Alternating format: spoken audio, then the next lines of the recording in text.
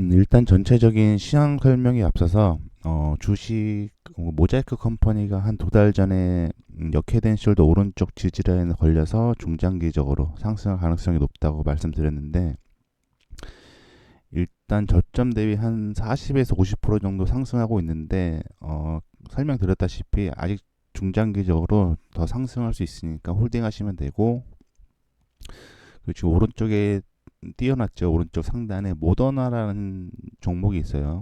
미국 주식 중에 모더나라는 종목이 있는데, 다들 아시겠지만 차트 잠깐 분석한 거 보고 가시면 이게 코로나 관련주였죠. 2001년도 2012년도 1년도에 이 코로나 백신 테마주를 타고 대략적으로 저점 대비 이 당시에도 한 26불 라인 정도부터 한 500불 라인 정도까지 한 2800% 정도 상승한 이력이 있고, 이후에 꾸준히 하락을 했고, 물론 주가가 하락을 한다라고 해서 뭐 더 하락하는 건 더 하락하지 말라는 법은 없는데, 이 기술적 분석상 중요한 지지라인에 걸려 있어요. 중요한 지지라인에 걸려 있기 때문에 기술적으로 빠른 속도로 상승할 가능성이 높고, 이 상승하게 되면 대략적으로 이 추세선 상단 저항 구간인 대략적으로 현재가 대비 한 400% 정도까지 상승할 수 있으니까 일단 저점 줄 때마다 한번 잘들 모아가시면 될 것 같아요. 그리고 지금 나스닥에 계속 조금 이제 변동폭은 좀 줄어들긴 했는데 점진적으로 지금 상승을 하고 있죠. 점진적으로 상승을 하고 있는데, 이 하단에 보시게 되면 제가 비트코인을 현재 매도 포지션을 잡고 있죠. 다들 아시겠지만 이 비트코인하고 나스닥하고 커플링으로 움직여요. 커플링으로 움직이고 뭐 하루 이틀 뭐 일주일 정도는 디커플링으로 움직일 수는 있지만, 이 중장기적으로는 다 커플링으로 움직였다라는 거죠. 코로나 쇼크 이후에 중장기적으로 상승, 나스닥이 신고가를 때리니까 비트코인 또한 신고가를 갱신을 했고, 미국 주에서 금리 인상을 실현을 해서 나스닥이 쇼크를 받고 하락을 하니까 비트코인 또한 하락을 했죠. 그리고 금리 인상 쇼크가 완화된 뒤에 다시 한번 상승을 하니까 비트코인이 상승을 했고, 관세 쇼크를 받고 나스닥이 폭락을 하니까 비트코인 또한 폭락을 했다라는 거죠. 그리고 현재 관세 유예로 인해서 미증시 나스닥이 상승을 하니까 비트코인도 상승을 했는데, 비트코인이 기술적 분석상 현재 저항 라인에 걸려 있어요. 저항 라인에 걸려 있기 때문에 저 같은 경우는 지금 하단 포지션 보시게 되면 현재 매도 포지션 잡고 있고, 이 말은 다시 말해서 나스닥이 먼저 움직일 때가 있고 비트코인이 먼저 움직일 때가 있어요. 뭐 상승으로 틀 때 나스닥이 상승을 하게 되면 먼저 상승을 하게 되면 비트코인 따라 올라가고 나스닥이 하락을 하게 되면 비트코인이 따라서 하락을 하거나 반대인 경우도 있죠. 지금은 이제 비트코인이 힘이 풀려가지고 지금 이제 하락을 하고 있다라는 거죠. 하락을 하고 있고 지금 나스닥이 버티고 있는데, 이 중장기적으로는 커플링으로 움직이기 때문에 현재 비트코인이 하락 압박을 받고 있다면 나스닥 또한 중장기적으로 따라서 내려갈 가능성이 높다라고 보고 있는 거죠. 그리고 기술적 분석상 보시게 되면 제가 뭐 계속 말씀드리긴 했는데, 뭐 중장기적으로는 지금 계속 상승을 한다고 하더라도 이 기술적 분석상 제가 보는 관점으로는 가장 강한 저항 라인을 돌파를 못했다라는 거죠. 어디서? 이 코로나 저점과 금리 인상 쇼크의 저점. 자, 보시게 되면 이때가 코로나 쇼크의 저점이죠. 이때가 코로나 쇼크 저점이고, 이때가 금리 인상 쇼크를 받고 하락했던 저점 구간이에요. 저점 구간이고, 어, 추세선을 작도를 할 때도 뭐 의미 있는 저점 구간이나 아니면 의미 있는 저점 구간을 작도를 하는 게 좋아요. 그리고 상단과 하단의 각도가 틀린 억각의 추세보다는 상단과 하단의 각이 동일선상으로 움직이는 동각 추세가 작도를 하기는 좀 힘들지만 그 지지와 저항으로서 힘이 더 크다라는 거죠. 자, 동각으로 움직이는 추세선, 이때가 코로나 쇼크 이후에 양적 완화를 미국에서 실행을 했고 나스닥의 신고가 1차 신고가죠. 이런 식으로 작도를 해서 보시게 되면 자, 이 2차 신고가 구간에 정확히 동각 추세 상단 저항을 맞지 못하고 기술적 분석, 이제 기술적 분석이 선행이고 이제 기본적 분석을 후행이라고 보고 있는데, 기술적 분석상 저항 라인이게 되면 기본적 분석이 악재가 붙을 가능성이 높다라는 거죠. 그리고 결국 고점 라인에서 버티다가 관세 쇼크를 맞고 1차 폭락이 왔죠. 그리고 현재 트럼프가 관세를 유예해 준다고 해서 현재 지금 미 증시가 빠른 속도로 반등을 하고 있는데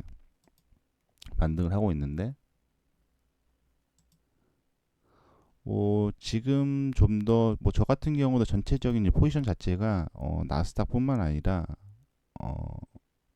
유럽 쪽 유로존이나 아니면 니케이 이쪽 선물 포지션 지수죠.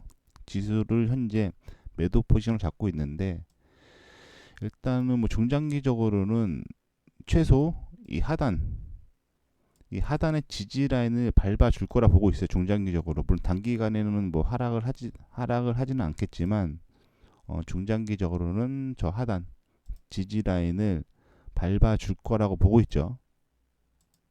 밟아 줄 거라 보고 있고, 아까도 설명드렸다시피 나스닥의 기술적 분석상 가장 강한 저항 라인과 지지 라인으로 판단을 하고 있고, 현재 V자 반등으로 빠르게 상승을 하고 있지만, 단적으로 이 정고 라인이 돌파가 된다고 하더라도, 만약에 추가적인 상승이 나와서 이 정고 라인까지 뚫린다 라고 하더라도, 보시게 되면 바로 위에 저항 라인이 지금 따라붙고 있죠. 이런 식으로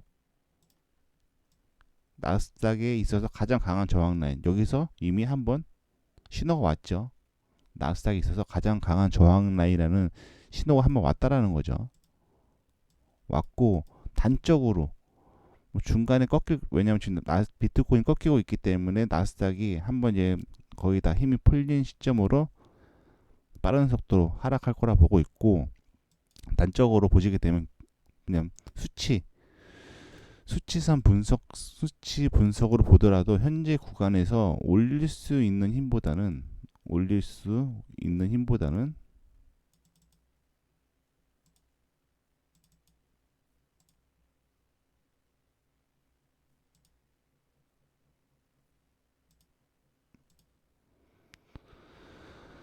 자, 진폭상으로 현재가 구간에서 지수를 올릴 수 있는 힘보다는 떨어뜨릴 수 있는 힘이 훨씬 크다라고 보고 있는 거예요.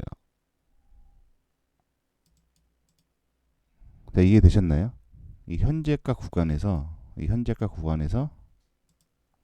상승시킬 수 있는 힘보다는 하락시킬 수 있는 힘이 더 높다라고 보고 있는 거죠.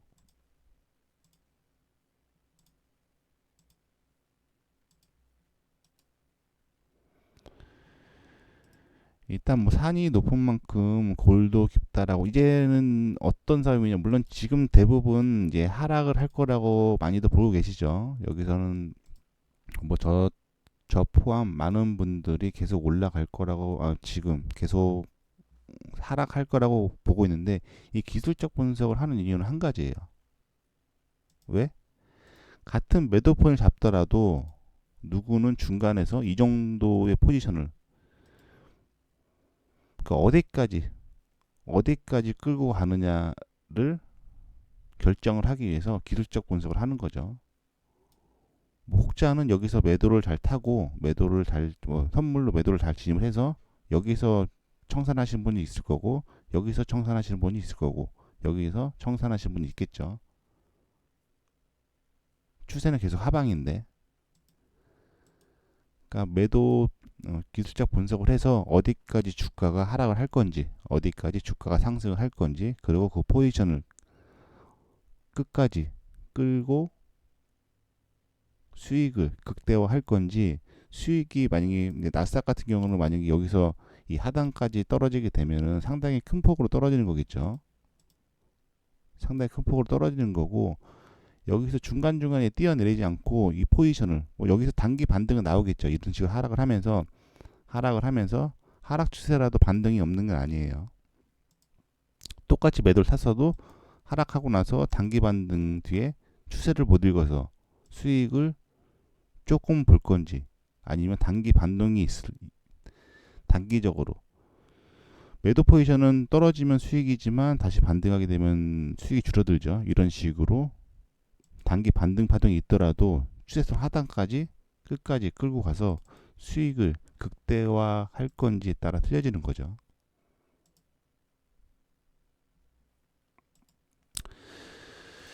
그리고 지금 7월 정도에 일본 쪽에서 금리 발표가 있다고 해요. 아마 이전에 한 두 번 정도 동결을 시켰고, 이번에는 시장에서는 일본 쪽에서 금리를 올릴 거라고 하는데, 만약 금리를 올리게 되면은 아시는 분은 아시겠지만 엔캐리 트레이드 청산 쇼크 불확실성이 다시 한번 시장을 압박시킬 가능성이 높아요. 이전에 언제 엔캐리 트레이드 청산 쇼크 압박이 있었냐면 이 관세 쇼크 이전에, 이 관세 쇼크의 폭락 이전에 가장 크게 시장이 데미지를 줬던 쇼크는 이때예요. 작년 2024년도 8월 달이죠. 2024년도 8월 달에 8월 5일이죠. 8월 5일에 일본에서 추가적으로 금리를 인상시킬 수 있다라는 발언을 했죠. 일본 쪽에서 추가적으로 금리를 올릴 수도 있다. 왜냐면 엔화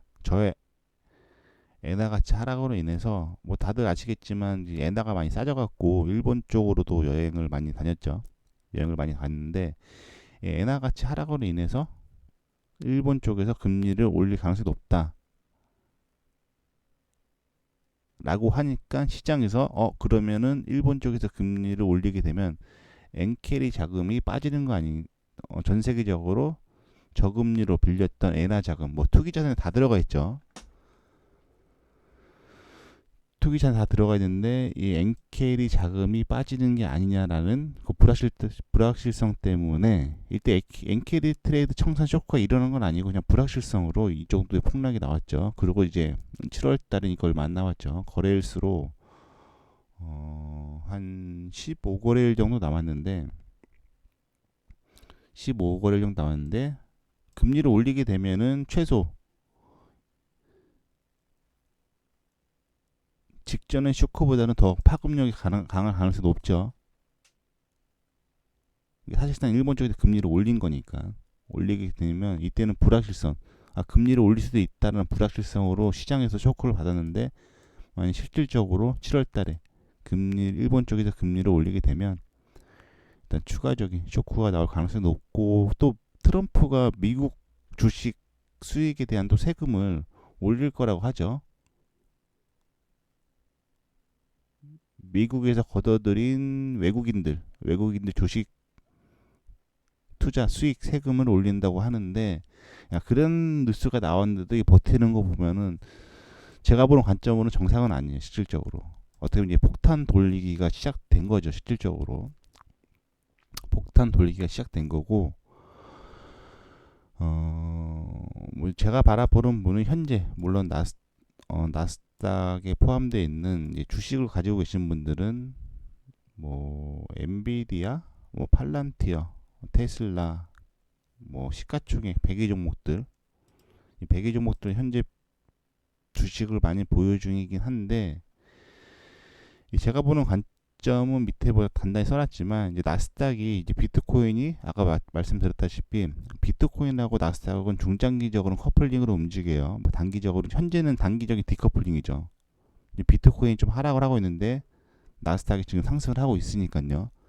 하지만 중장기적으로는 커플링으로 움직인다는 거죠. 나스닥이 먼저 움직일 때가 있고 비트코인이 먼저 움직일 때가 있어요. 근데 지금 비트코인이 지금 추세가 신고가를 찍고 나서 지금 조정 파동이 들어오고 있죠.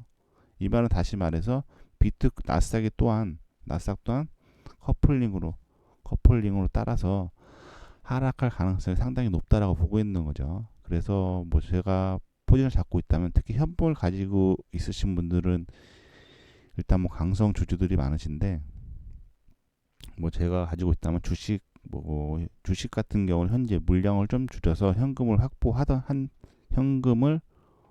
확보를 하는 게 좋아 보이고, 뭐 나스닥 해외 선물 나스닥 매매하시는 분들은 나스닥은 매도로 진입을 하되, 길게 추세가 이제 하방으로 본격적인 하락 추세가 시작되게 되면 중간에 끊어서 수익을 조금밖에 못 챙기는 게 아니라 이 매도 포지션을 길게 끌고 가면서 수익을 극대화하는 전략으로 대응하시면 수익이 크게 나올 수도 있는 시점이라고 보고 있는 거예요.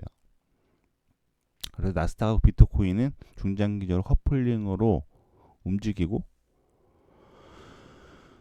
미국의 시가총액 상위 100위권 종목들은 나스닥이 하락을 하게 되면 디커플링으로 상승을 하지 못하죠. 단적으로 실적이 좋다고 하더라도 나스닥이 폭락하고 있으면 그 하락의 폭만 틀릴 뿐이지 결국은 따라간다라는 거죠. 그리고 현재가 구간에서 만약에 추세가 꺾이게 되면은, 추세가 꺾여서 이 추세선 하단 지지 라인을 확인하러 내려오게 되면은 최소 이 관세 쇼크 저점, 이 관세 쇼크의 저점 내지 최소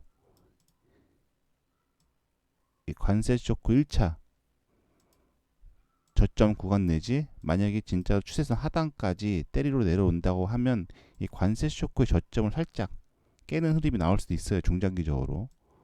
이 말은 다시 말해서 이 시가총액 상위 종목군들, 테슬라, 엔비디아, 팔란티어, 뭐 구글, 애플, 마이크로소프트, 메타 등등은 현재가 대비 30%에서 50%까지 하락할 가능성이 높다라는 거죠. 하락할 가능성이 높고, 뭐 현재 시점에서 선물, 특히 뭐 나스닥을 주로 매매하시는 분들은 매도 하락 추세가 시작되게 되면 매도 포지션 길게 끌고 와서 수익을 극대화하거나, 아니면 이 강성주주들은 뭐 주식을 잘 팔지 않으시는 분들은, 주식을 보유하고 계신 분은 지금 주식은 이제 상승을 해야 수익인 거고, 하락을 하게 되면은 손실이 발생하잖아요. 그럼 나스닥을 매도 포지션으로 해증을 거는 방법도 있어요. 이 말이 뭐냐? 주식이 하락을 하게 되면은 포지션이 손실이 날 거 아니에요. 손실이 나는데, 나스닥 매도 포지션은 증시가 하락을 하게 되면 수익이 나는 구조거든요. 그러면 주식이 하락을 하면 주식 손실분을 나스닥 매도를 진입을 하면서 나스닥 해증을 걸어주는 거죠. 이제 시장에서 이제 해증 전략이라고 하는데, 주식의 손실분을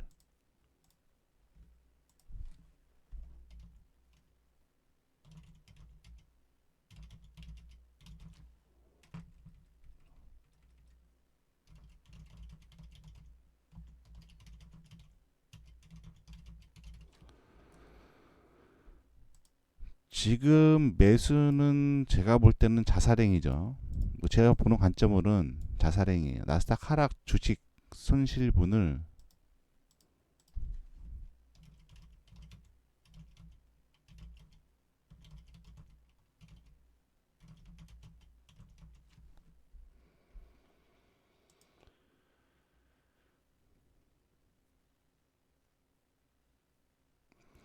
아니죠.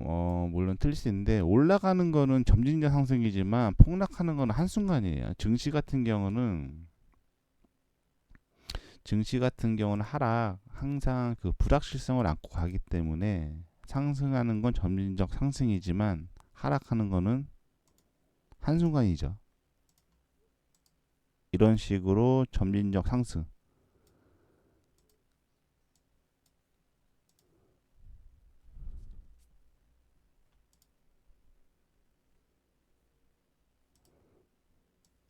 점진적 상승을 하다가도 항상 증시는 불확실성을 안고 가기 때문에 하락하는 거는